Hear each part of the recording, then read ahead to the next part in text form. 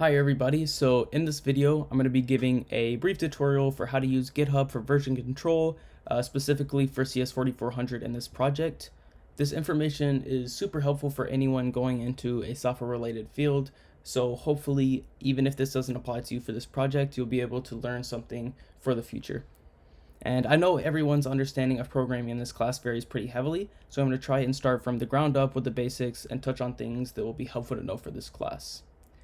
So first off, here's a list of things that I'm kind of going to cover in the video. So I'm going to start with a brief overview of GitHub, and then I'm going to move on to GT's GitHub Enterprise, which is essentially what Georgia Tech uses for students and faculty and things like that. Then I'll talk about how to create a repository both from scratch and from an existing project. Next, I will talk about how to add collaborators, how to clone a repository, how to push and pull code to and from a repository, how to what the concept of merge conflicts are, and how to create branches. So let's get on into it. So essentially, GitHub is a platform that allows you to host and track your source code with a large emphasis on version control, which essentially means that many people can be working on a code base at the same time, with tools that allows you to keep from losing important data and things like that. So for this class, we'll be using Georgia Tech's GitHub Enterprise as it's recommended for any school or institute related work. So if you want any more information about GT GitHub Enterprise, you can come to this link here. Otherwise, the first thing that we're going to need to do is download Git. So if you click this link or you go to git-scm.com, you can go down to downloads and choose your proper operating system. If you have Windows, I believe it'll just download automatically. If you have Mac, there's a couple of different options for you. If you have Homebrew, which is probably most recommended, you can just brew install Git. Once you do that and go through those steps and everything is downloaded and installed properly, next, what you're going to want to do is go to github.gottech.edu. And I believe on your first time, it's going to prompt you to sign in with your GT credentials. But once you do, you'll be able to come here, and on the left, you'll be able to see all your repositories, the teams that you're associated with. You can click on your profile on the right, kind of do some customizations, also access other things like that. So essentially what you're looking at here is GitHub's web interface. So essentially you can do whatever you want from here, but the first thing that we're gonna want to do is create a new repository. And you'll see this green button on the left, and you can click new. And then what we want to do is we want to give our repository a name. So for this, I'm just going to say Git tutorial, and then we want to give it a description. So I'm going to say GitHub tutorial for CS4400.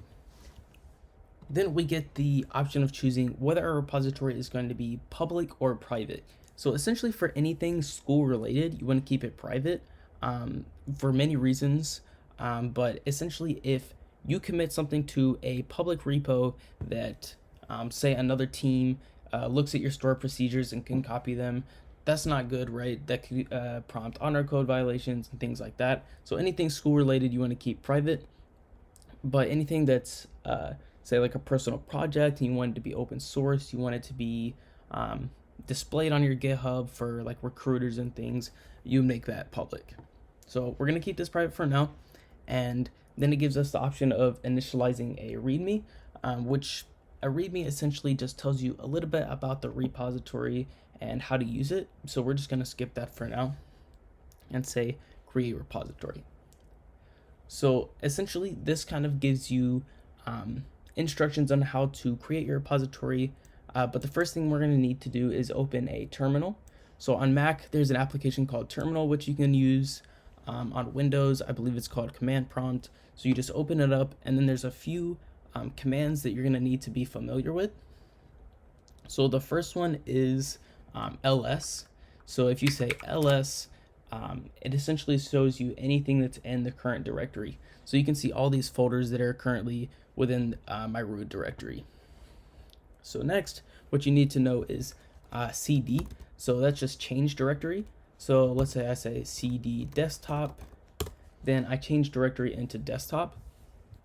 And so that's really important. Cd ... will send you back a directory, back to the root directory where you were before. But so we want to be into our wherever you're trying to put your repository, that's where you want to be. And so if you haven't created a project yet, you're just starting from scratch, what you're going to want to do is create a folder to put your repository in. So how we're going to do that is we're going to say mkdir, which is make directory. And also, one thing I forgot to mention, this ls command, if you're on Windows, it should be dir. For directory, it does the same thing as ls, but mkdir essentially means make directory. So we're just going to say mkdir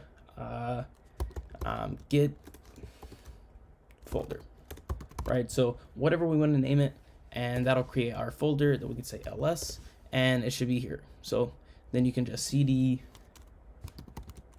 git folder, and then that's where you're going to run your commands, right, to start your repository. But since I already have a existing project, I'm just going to do it somewhere else where I already have it. But essentially from here, the commands are the same. So if you're just starting fresh, essentially the same, just stay in the folder that you are. But I'm going to navigate back into the folder that my existing project is.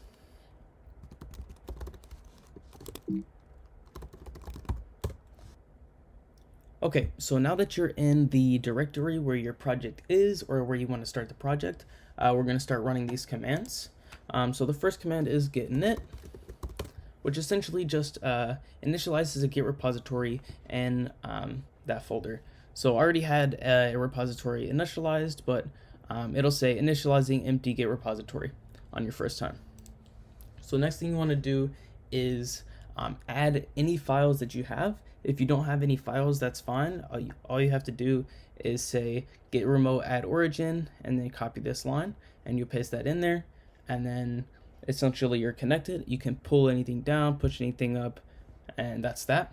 But if you already have something, some project existing that you want to commit, you're going to say git add, and then just a dot. It essentially means add everything. So you can git add, and then you can check git status.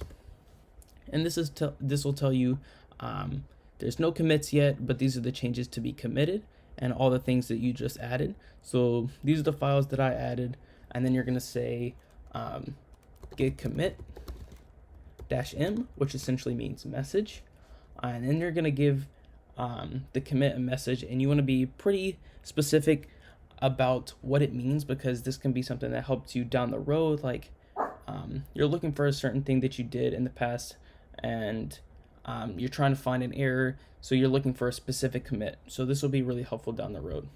But for this first one, you can just say initial commit, because it's not that important yet, and then you can hit enter. And the next thing you want to do is add the origin. So probably just copy this line so you don't have to type it out. Command C, paste it, and then essentially then you can say git remote -v, and then it'll show you origin, and then the origin here, so it's exactly what you want. And then all you have to do is say git push -u origin master, and this is going to push everything that you changed up to the cloud, up to Git, right? And it'll say like enumerating objects, compressing everything, and then once you're done, it'll say branch master set to track remote master from origin, and then you're fine there. Cool.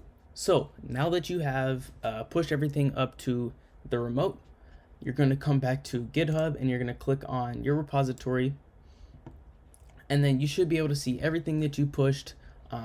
Your commit is here. You can go to commits, click on your commit, and see everything that you changed. So this is things that I inserted. These are the files that I changed and added. So essentially that's how you do that. So you can go back, back to the code. So this is branches. Essentially this is just the entire interface. You can click in here, see the different files and things like that. So what you want to do next, so if you're working in a team, you want to add contributors or collaborators, people who can work on this stuff with you. So you'll go to, I believe, settings up here at the top, and then you'll click Collaborators. You'll sign in if you have to, and then it'll say the repository doesn't have any collaborators yet. Use the form below to add a collaborator. Okay, so then you should be able to type in username, full name, email address. Because it's connected to GeorgiaTech's thing, it should be able to send you any collaborator that you're looking for, right? So if you're looking for like your teammate, you should be able to find them, and then you can add them, and they'll be able to clone your repository and work with you. So if someone adds you as a collaborator, you'll be able to access this private repository. So you'll be able to come here, and what you'll want to do is just like before where you created a file or like a folder, you're going to want to create a folder where you're going to put this repository, and then you're going to click clone or download, and then you're just going to copy this button. Make sure you're using HTTPS, so not SSH unless you've set up SSH keys. So you'll copy this, and then you can just go into the command line wherever you want to and say git clone, and then paste the link, and then that should set up the repository for you. And then from there, you're good to edit the code just like anybody else. Cool. So now that you have collaborators, everyone on your team is working together and can all edit the code. I'll show you a little bit about how the code process works. So now that you've got everything set up and you're ready to code, the first thing that you're going to need is a code editor. So there's a few code editors that are pretty popular, one of which is VS Code, which I use. It's made by Microsoft. You can go in. One of the nice things about VS Code is it has all these extensions that you can use. So you can go and you can download it, or another famous one is Sublime, which you can look at.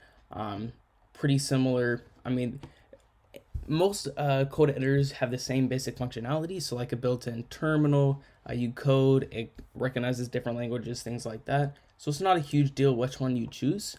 But you want to download one, and then once you have one, what you want to do is open the folder in which your repository is. So I've opened the folder Git tutorial here, and you can see anything in my repository here. So here's all my files. So what you want to do from here, the next thing I'm going to show you how to do is push and pull code, right? So what you can do is you can say terminal, new terminal, and this opens up this terminal down at the bottom. So essentially it's like this, except built into the code editor. So which is really nice for, you can change directories and everything. It starts in the directory in which you opened. So I'm already, if you say like git status, you're already in your repository, and it says nothing to commit, working tree clean. So essentially you're all caught up. But whenever you start working, the first thing that you're going to want to do is, if you haven't pulled in a while, or you're going to start working new and you want to pull clean, you want to say git pull. And this is just going to pull everything down from the origin. So right now I was the last one to commit, so I'm already up to date. But if someone else had committed between the time I last committed or pushed code, then it would be important to say git pull, because then I don't want to get like merge conflicts and stuff like that.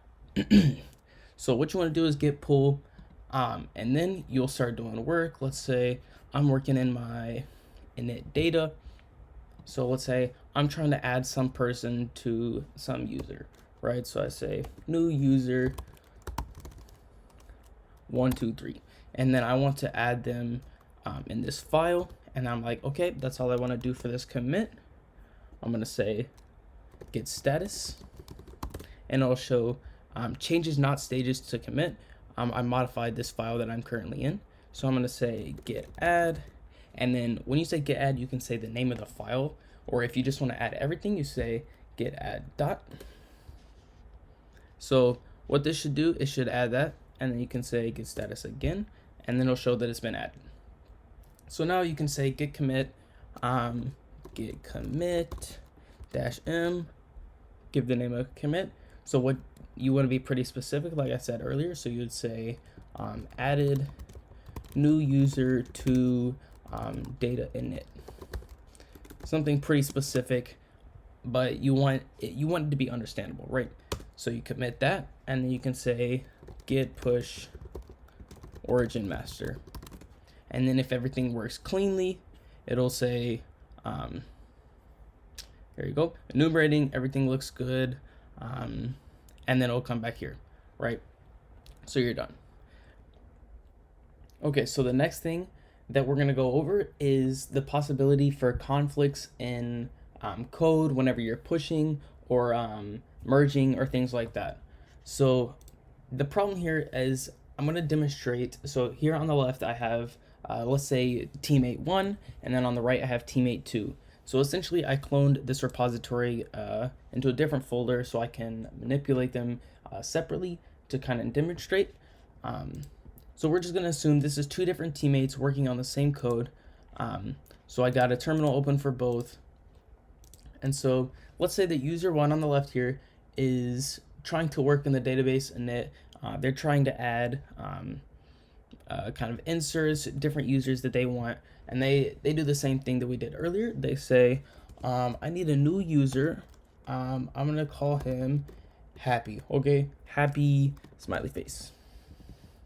And then they do this.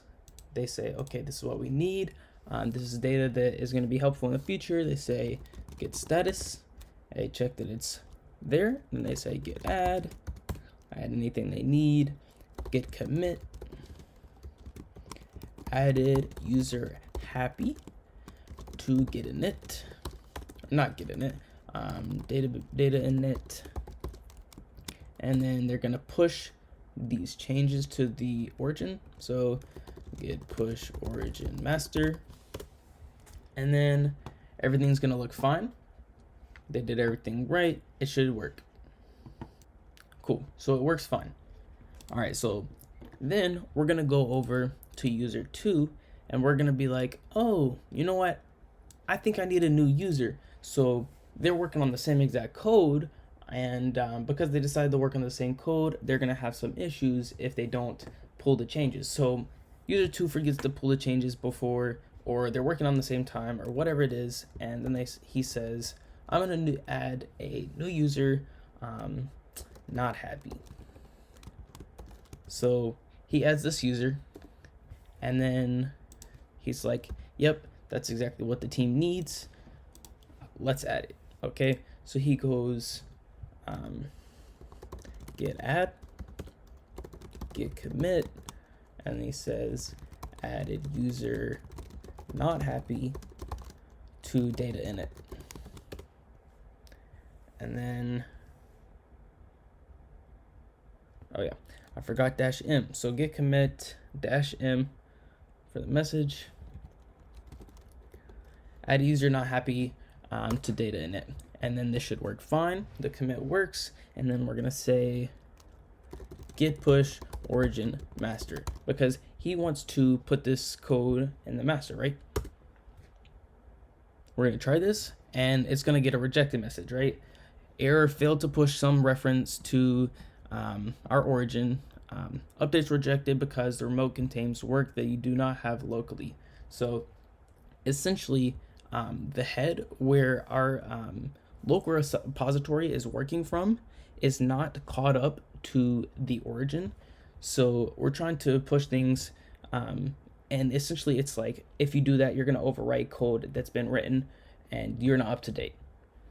So then we're going to try to get pull to pull this down, and then we're going to have a problem. So it's going to say, that's not good. This is a conflict, merge conflict in this file. So the problem is we worked on the same exact line.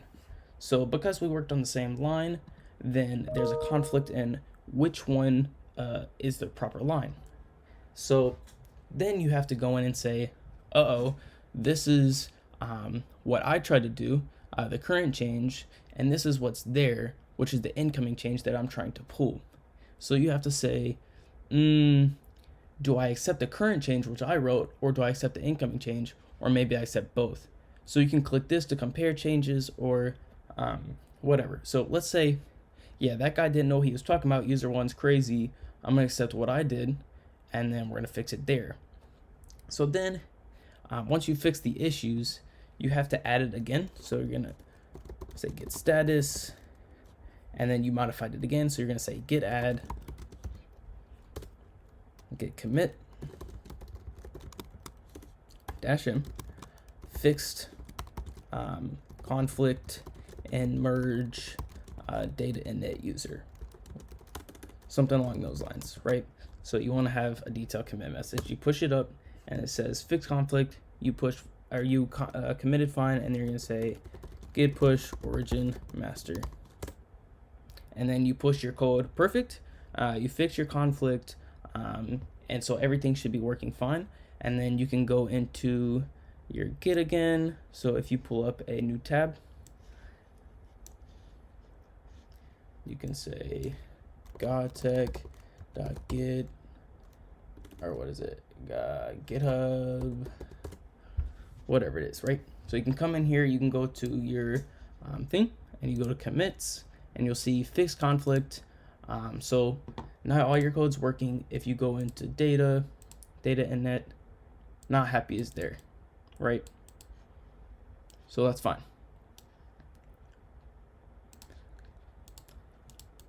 So that's essentially what a merge conflict is. It can happen when you write over the same lines of code. So it can happen when you're committing and didn't pull. It can happen when you're working on a branch and someone else is working on a branch, but your branch is kind of behind the branch that you're trying to merge to.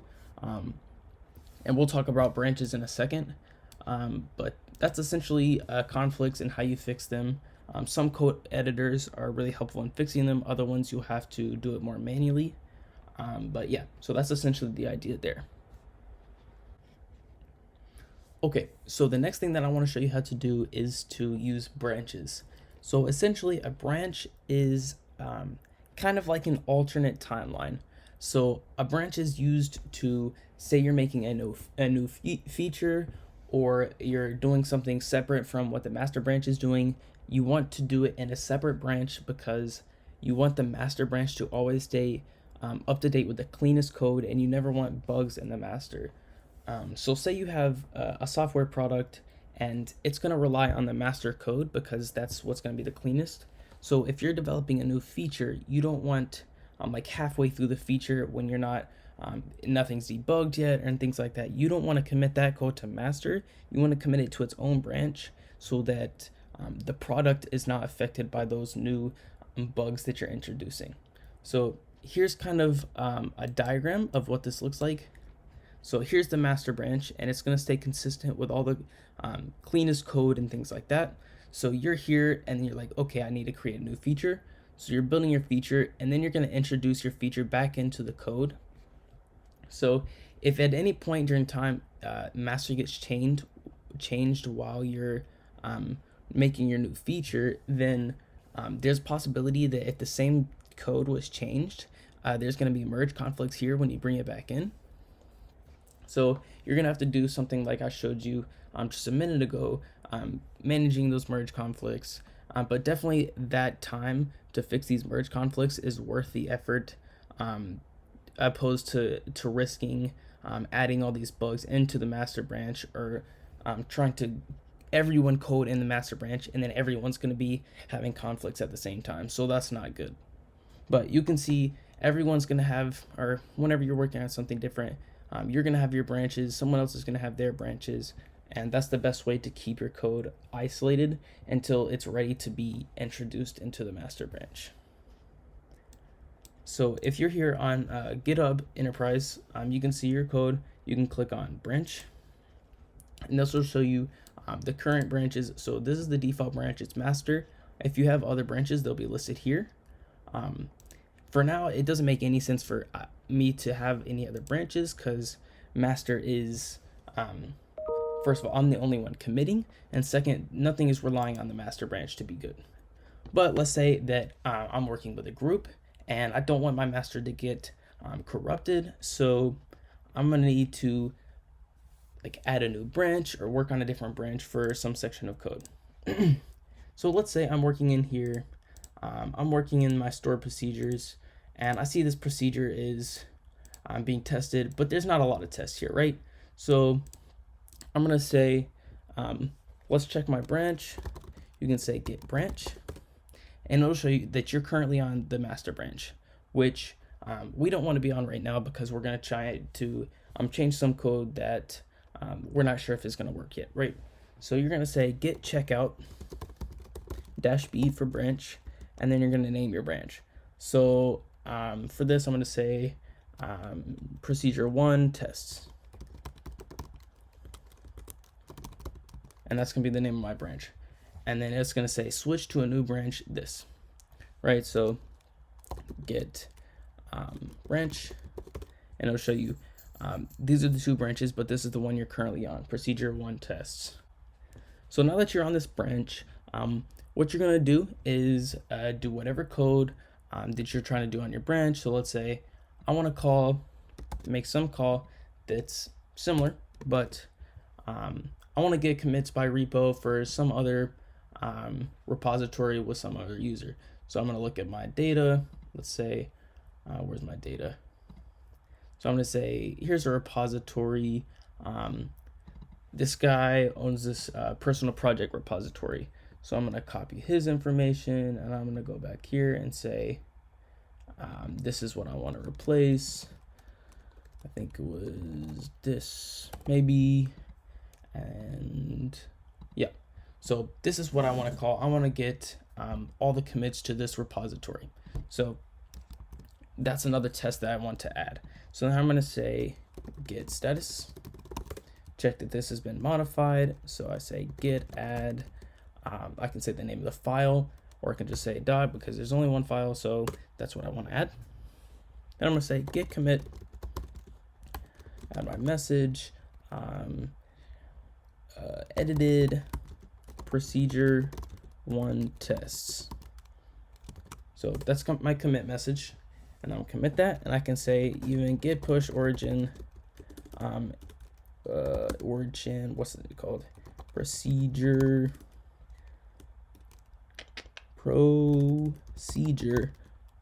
tests. And then that'll create this repository on origin. So if you go here, because I pushed this new branch, not repository, branch, I pushed this new branch to the origin. So here we are, we have procedure1 tests under my branches, and it's currently an active branch. So you can see it there. And then what I want to do now is, now that I've pushed everything, I'm gonna say, okay, I'm done with this branch. I've used it. That's all I need to do with it. Everything works fine. And then I'm gonna say git checkout master. So this will switch me to master. I can check by saying git branch. So I'm now on master.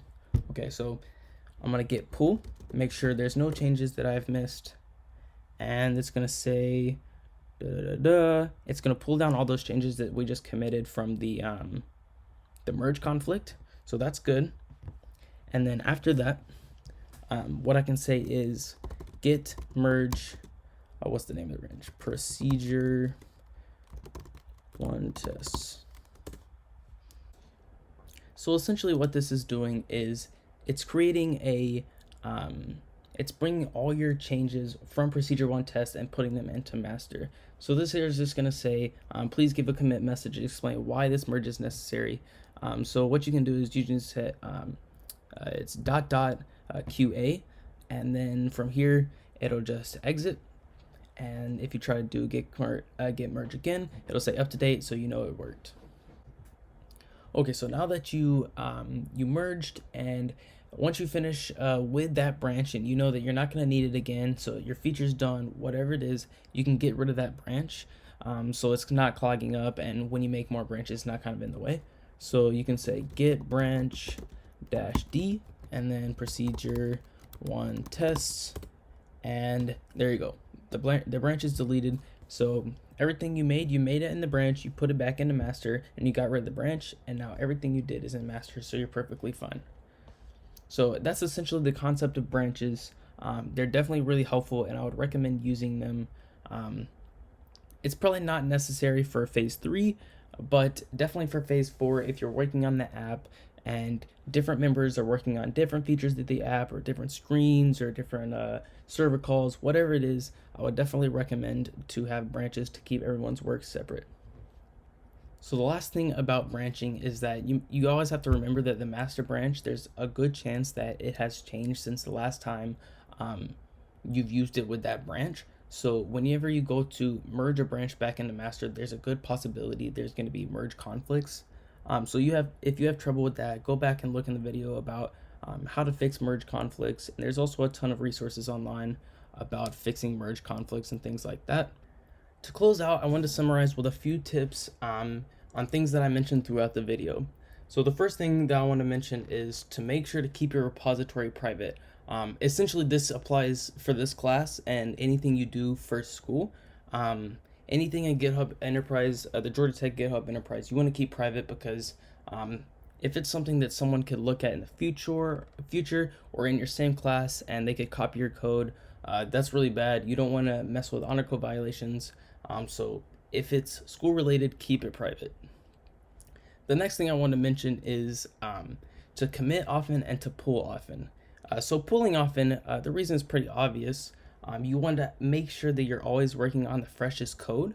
So you don't want to be working on something you pulled like weeks ago, and then when you go to push, you're really behind, and that's going to cause a lot of conflicts, and you don't want to have to deal with that. So just make sure you're working on the freshest code possible. Next, you also want to commit very often. So if you're working on a feature, you don't want to complete the entire feature before you commit it, because that could lead to, well, first of all, if there's someone else is working on that same feature, there would be a ton of merge conflicts that you would have to deal with all at the same time, and that would be a real pain to have to work with. But you also want to have each section chunked off into commits, because it's a lot easier to debug that way if something goes wrong. And also your teammates will be able to see what kind of code you've been pushing, and they'll be able to look back incrementally and see what you've done instead of seeing like a huge chunk. So it's a lot easier to debug that way, less merge conflicts, better overall. So next, what you want to do for phase 4, definitely utilize branches, because if you're working on a team, let's say 4 people, 5 people, whatever it is, and you have everyone working on the master branch, that's going to lead to a lot of merge conflicts as well, which you really don't want to deal with because it's just a real pain. If you could just avoid those, just being like typing the 2 lines it would do to create a new branch and then merge it back is a lot less hassle than having to fix merge conflicts. So I would definitely advise to use branches for phase 4. Phase 3 might not need them, but definitely phase 4. Next, if you're ever trying to fix a merge conflict with something that a teammate wrote, definitely consult them before you just overwrite their code, because you may not understand why they wrote it or what their purpose was in putting that code in. So if it's something like that, make sure to consult with your teammates, because you don't want to delete some code that was important and get rid of their hard work essentially. And then lastly, I just want to mention to make sure you reach out on Piazza if you have any clarifying questions. There's a ton of documentation out there, but if you just want to speak to a TA, feel free to reach out, because TAs are happy to answer questions. And I hope you felt this video was helpful, and I hope you learned something that'll be able to be applied to your future. And I appreciate you watching. Thanks.